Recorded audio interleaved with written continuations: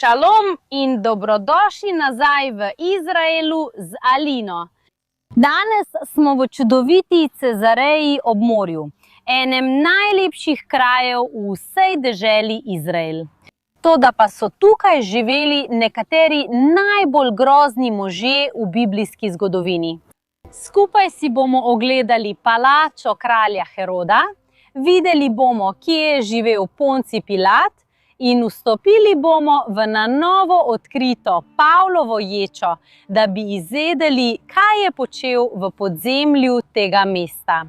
In da bi danes doživeli to čudovito in strašno pustolovščino, imamo prav posebnega gosta.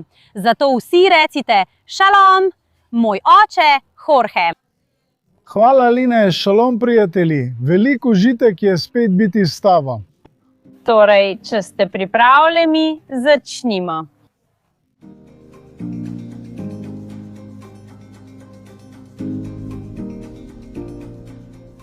Cezareja Maritima. Zgradil jo je pred več kot 2 tisočletjema, malo več kot pred 2 tisočletjema, kralj Herod Veliki. Res je. Veliki je nekoliko čudno ime za tako krvoločnega človeka. Zgodovina Heroda je zaznamovana z množičnimi poboji, tako drugih kot tudi lastne družine. Spomnimo se svetopisemske zgodbe, ko se Jezus rodi v Betlehemu in Herod ukaže pobiti vse dečke v tisti regiji. Obstajajo pa tudi dokazane zgodbe o Herodu, da je ubil del svoje družine. Ubil je 2 svoja sina, svojo ženo in nato še svojo taščo. Hočem reči, bil je resnično grozen in krvoločen človek in prav on je ustanovil to čudovito mesto.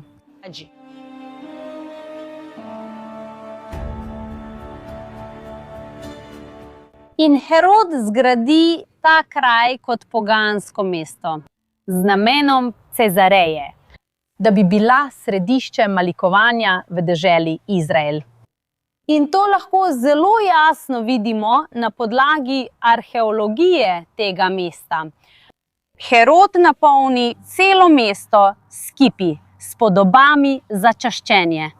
In poglejte, na primer, velikost tega stopala in tako si lahko samo predstavljamo, kakšna je bila prvotna velikost kipa. In ne samo kipov, tukaj gradi tudi poganske templje. Glavni poganski tempelj v Cezareji je bil posvečen boginji Romi in Avgustu. In vse življenje v Cezareji, ves njen vsakdanjik, se je vrtel okoli rimskega življenja in poganstva. Ne samo v dobesednem malikovanju, ampak Herod je tukaj zgradil tudi gledališča s poganskimi predstavami, kraje za dirke z vozovi.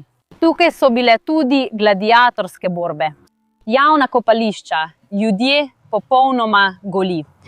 Zdaj vas želim popeljati, da spoznate srce Heroda v Cezareji, ki je bil njegova palača.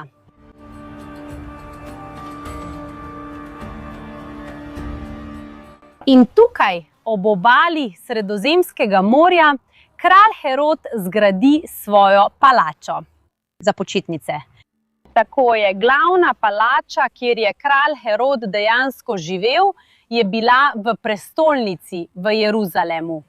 Vendar si je tukaj zgradil še eno palačo. Celo imamo pisne zapise, da je bilo to Herodovo najljubše prebivališče. Tako kot danes imajo nekateri ljudje hišo na plaži, je imel kralj Herod v tistih časih tukaj ob morju ogromno večnadstropno palačo, v katero bomo zdaj vstopili.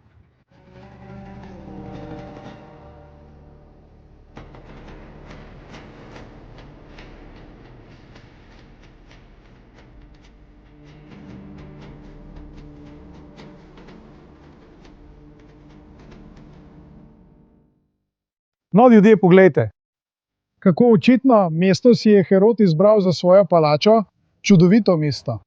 In poglejte, v palači je bil ta bazen tukaj in na sredini otok z poganskim kipom. In poglejte še te ohranjene mozaike.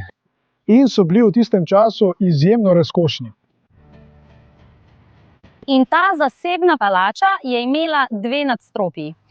Kar vidimo danes, so preprosto ostanki, ki so preživeli iz spodnjega nadstropja. Ampak imela je ves takratni luksus. Vendar pa se nekaj zgodi. Nekaj let po smrti kralja Heroda, Judijo začnejo vladati poganski Rimljani. In zdaj poganski Rimljan, kje misliš, da bo želel vladati? Da to, kar se je zgodilo leta 6 po Kristusu, predstavlja si koliko časa. Rimljani so prestavili prestolnico iz Jeruzalema sem v Cezarejo. Točno tako. Za tiste, ki ne vedo, je bila Cezareja stoletja prestolnica Judeje in kasneje tudi celotnega Izraela. In ta palača postane ne le še ena počitniška palača kraljev, ampak pravzaprav postane vladno središče. In tukaj je živel še en strašen človek. In to vam želim pokazati. Pojdimo naprej. Pojdimo naprej.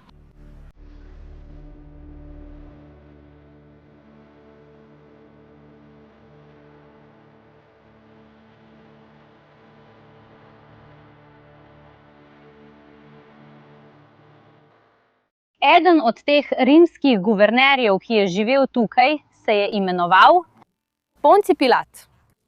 In zelo dobro ga poznamo, tudi zaradi Svetega pisma, saj je bil on tisti, ki je sodil in obsodil Jezusa na smrt s križanjem. Poncij Pilat je dobesedno živel v tej palači, na tem kraju, kjer zdaj hodimo. In arheologija nam to dokazuje. Saj so pri izkopavanjih na tem mestu, tukaj v Cezareji, so našli ta kamen. Original je tako pomemben, da je shranjen v Izraelskem muzeju. Tukaj pa lahko vidimo repliko najdenega kamna. In tukaj je zapisano naslednje. Tiberium, Poncij Pilat, upravitelj Judeje. To pomeni, Tiberij je zgradil Poncij Pilat, prefekt, torej guverner Judeje, in to je točno to, kar poznamo iz Svetega pisma. Poncij Pilat je živel tukaj in bil je guverner celotne te regije Judeje. In tukaj piše, da je zgradil Tiberij. Kaj je Tiberij? Nimamo pojma. Po imenu sklepamo, da je šlo za neko zgradbo tukaj v Cezareji v čast Tiberiju, ki je bil takratni rimski cesar. Ampak za samo zgradbo pa ne vemo, katera je bila. In kar je res pomembno je to, da je v tej palači, po kateri zdaj hodimo, del časa živel strašni kralj Herod Veliki in tudi strašni Poncij Pilat.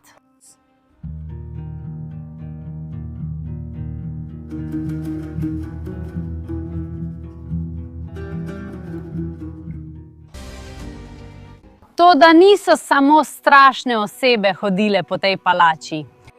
Tukaj je bil tudi Pavel. Toda njegova zgodba na tem mestu se v resnici začne precej daleč od tukaj.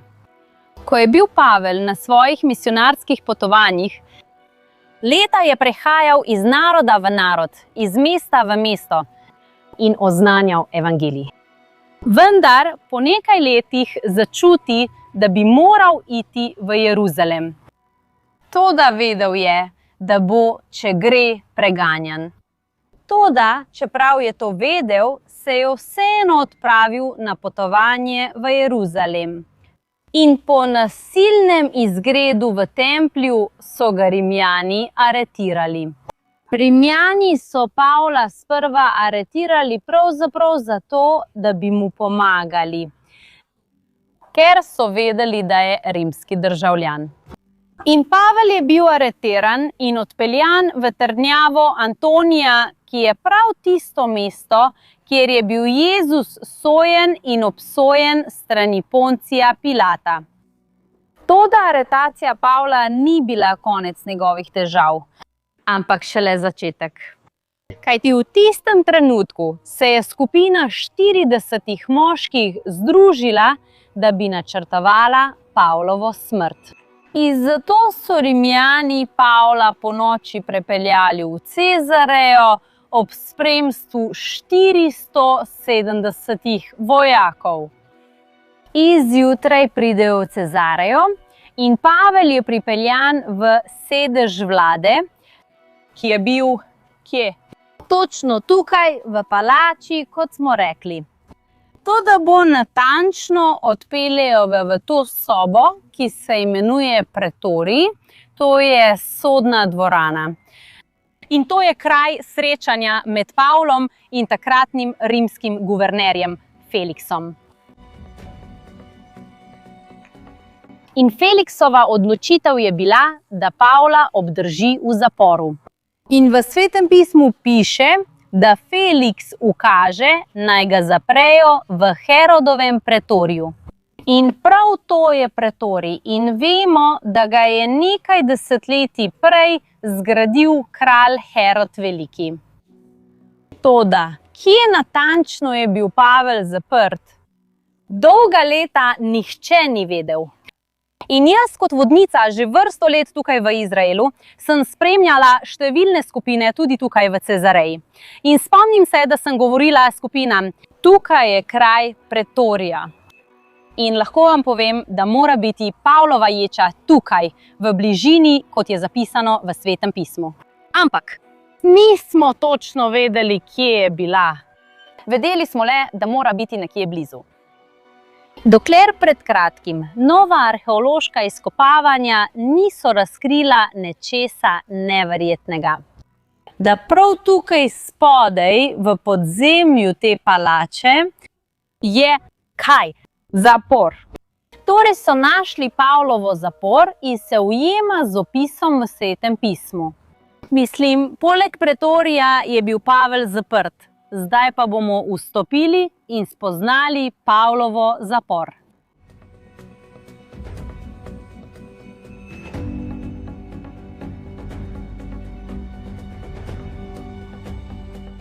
Želim, da pogledate tukaj zadaj na celotno območje, kjer so stebri. To je palača, sedež vlade, tam ob strani pa je območje, kjer smo bili. To je pretorij. In tukaj, prav tukaj ob nas, so stopnice, ki vodijo navzdol do začetka predora in ta predor poteka pod palačo. Tako je in vodi vse do zapora, Pavlovega zapora. Aline, veš, medtem ko si govorila, sem razmišljal, kolikokrat sem že bil tukaj v Cezareji ob morju, kaj ne? In res jih je nešteto. Nekajkrat sem bil tukaj pred kratkim, ampak vedno me navduši, kako nam arheološka izkopavanja vedno znova prinašajo nove informacije in nove potrditve, kot je to, ki ga bomo zdaj obiskali. Hočem reči, tudi ti se spomniš tega kraja. Brez izkopavanja. Ne?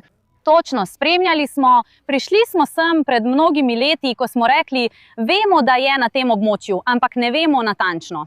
Potem smo videli, da so potekala izkopavanja, vendar takrat, ko so izkopavanja potekala, niso povedali, kaj je to bilo. In zdaj, resnično pred kratkim je bilo to mesto uradno odprto za javnost. In zato vam bomo lahko na ta način pokazali. V redu, gremo? Gremo, ljudje.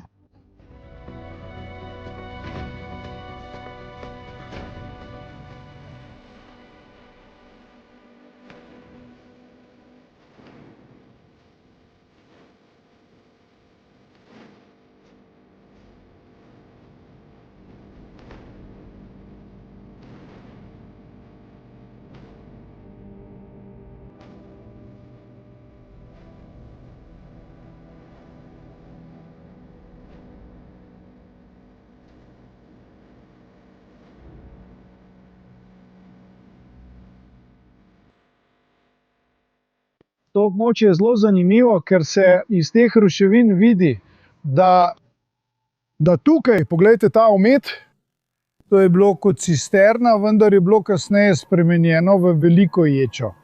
Ta kraj je imel kapaciteto za desetine zapornikov. Bil je precej večji, kot ga vidimo tukaj, saj je bil prvotni oblik zapora v obliki črke T. To je prvi trakt, kjer smo zdaj. In tukaj je bil zožen prehod. Vidite lahko, da je ta del ožji in od tu sta šli še dve krili, po eno na vsako stran. Vendar to območje tukaj še ni bilo izkopano. Pridite bližje, lahko vidite, da je tukaj dobesedno vse polno zemlje. Torej, v prihodnosti, če Bog da, bodo arheologi prišli odstraniti to oviro, ki so jo postavili, saj je začasna, in nadaljevali z izkopavanjem. In razkrit kompleksnost, razkrit celovitost tega kraja. Ampak zdaj smo brez dvoma znotraj Pavlovega zapora. In on je ostal tukaj. Nič več, nič manj. Kot 2 leti. In imamo tudi zapise o drugih ljudeh, ki so bili tukaj zaprti. Pa tudi napis krščanske zapornice, na katerem piše: Gospod Jezus, pomadaj Prokopiji. To je bilo njeno ime. To je zanimiv zapor, ker je bil začasen, ali ne? Tukaj zgoraj je bilo sojenje in ljudje so bili nekaj časa zaprti, dokler ni bilo sojenja. In glede na sodbo, na sojenju so lahko bili obsojeni na smrt, na dolgoletno zaporno kazen drugje ali da bodo izpuščeni. To je bil spekter možnosti, kot je še danes. Točno tako. Namen tega zapora ni bil, da bi ljudje tukaj služili večletne kazni, kot v primeru Pavla, tudi zato, ker smo tik ob vladnem kompleksu. Niso želeli imeti ogromnega števila zapornikov tik pod nogami guvernerja. Bilo je bolj praktično, da so osebo pripeljali, jo sodili, nato pa jo glede na izid sojenja odpeljali tja, kamor je morala iti. Ves čas so v ta kraj prihajali in odhajali zaporniki. Vojaki in zaporniki pa so tukaj 2 leti videvali Pavla. Morda se jim je zdelo, da je bil Pavel tukaj preprosto pozabljen. Toda pa je Pavel vedel, da se bo vse zgodilo po Božjem načrtu. In Pavel je bil večkrat zaprt med svojim potovanjem. V Filipih, v Jeruzalemu, v Cezareji in nazadnje v Rimu. In prav iz zapora Pavel napiše del svojih pisem. To lahko vidimo tudi v tem, kar napiše v svojih pismih. Just, Pavel, pišem ta pozdrav z lastno roko. Spomnite se na moje verige, milost naj bo z vami. Molite tudi zame, da bi mi bilo dano sporočilo, ko spregovorim, da bi pogumno oznanjala skrivnost evangelija, zaradi katerega sem ambasadorka v verigah. Želim si še, bratje, da bi stvari, ki so se mi zgodile, celo pripomogle k napredku evangelija. Tako da vsa pretorijanska straža in vsi drugi vedo, da sem v zaporu zaradi Kristusa. In obstaja možnost, da je bilo nekaj teh pisem napisanih iz te zaporniške celice. Najprej zato, ker vemo, da je imel čas. Tukaj je bil zaprt 2 leti. In drugič, tudi znotraj te zaporniške celice je imel določene svoboščine. In Feliks je stotniku ukazal, naj Pavla drži v zaporu, vendar mu naj pusti določeno svobodo in dovoli, da mu njegovi prijatelji strežejo. In prav ti obiskovalci so mu lahko prinašali potrebne materiale za pisanje pisem. Navsezadnje pergament in črnilo v tistem času nista bila tako lahko dostopna kot danes. Tako so mu obiskovalci lahko prinesli, kar je potreboval za pisanje pisem, nato pa so ta pisma tudi vzeli in služili kot glasniki, jih odnesli naprej do krščanskih skupnosti, katerim so bila namenjena. Kar pa vemo je, da je bila večina pisem napisana v zaporu v Rimu. Vendar obstaja možnost, da je bilo morda nekaj teh pisem napisanih prav tukaj, kjer smo zdaj, v zaporu v Cezareji.